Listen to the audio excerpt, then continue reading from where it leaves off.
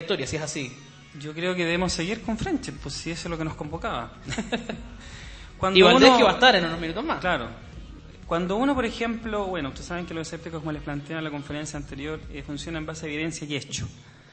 Cuando uno, por ejemplo, se da cuenta o sabe que uno de los protagonistas o el iniciador de estas ideas de los Friendships, don Ernesto de la Fuente, que evidentemente, dado el caso y toda esta idea de que existiría una isla supuestamente habitada primero por seres más o menos especiales, ¿no? Venusianos, para los que estuvieron anteriormente, ¿verdad?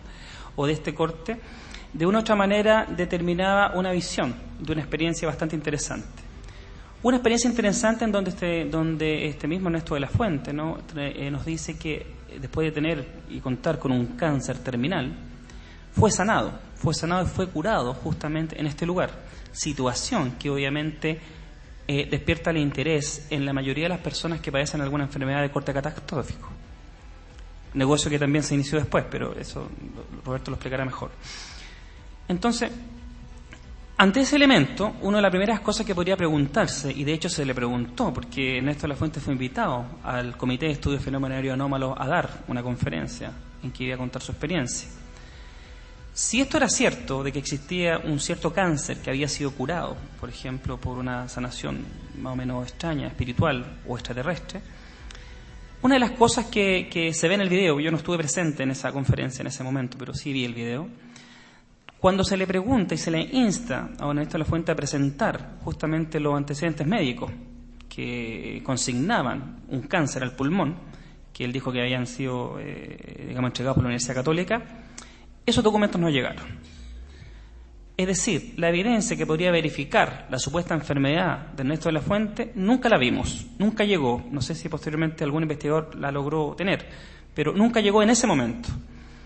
Así que confirmar que existía una enfermedad de corte catastrófico y después finalmente una sanación debiera ser confirmado bajo ese prisma. Se fijan, un documento, claro, tenía cáncer, ahora no tiene. Eso nunca llegó, nunca pasó.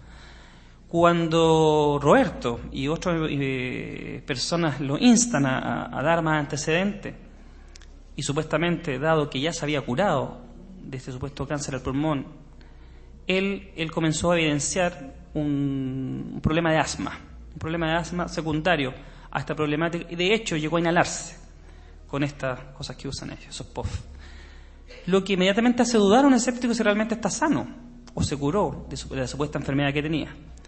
Por lo tanto, cuando ese protagonista de la historia, el protagonista principal, quien genera toda esta idea que posteriormente es tomada por otras personas, entrega elementos que no son del todo coherentes o que no se ajustan a una evidencia clara y concreta, uno tendría que dudar del fenómeno, dudar completamente.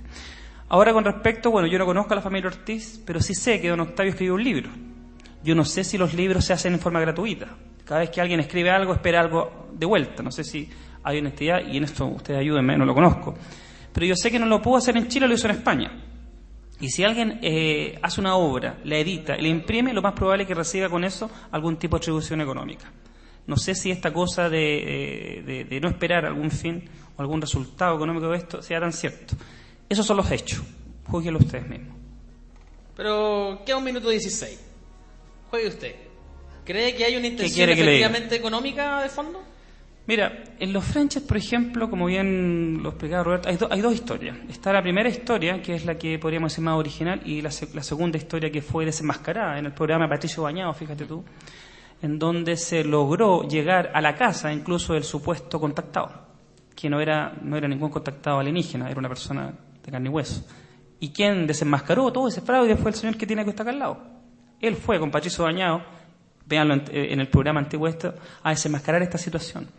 Por lo tanto, ya todo te huele extraño. Ahora, si lo vemos desde la perspectiva psicosocial, que como estábamos viendo el fenómeno anteriormente, evidentemente los mensajes que transmiten los supuestos Friendships son de factura netamente religiosa.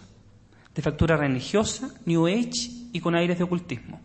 Hay una temática que posteriormente se analizó, incluso en el segundo Friendship hay casos cifrados y citados textualmente del Libro del Mormón, frases completas, que Arancibia se encargó de descubrir. Entonces, ya la cosa te huele extraña. ¿Te fijas? ¿Te huele extraña? Entonces, afirmar de que existiría este supuesto dato. Y otro dato importante, y el último. Patricio Bañados, La Ruta al 2012, y no sé qué otro programa más, han tratado de encontrar Friendship sin ningún resultado positivo. Hasta el día de hoy, y dadas las coordenadas que indican por ahí, no existe tal isla. No existe tal isla, a lo mejor porque es imaginaria. Y las cosas imaginarias no se registran en ningún documento.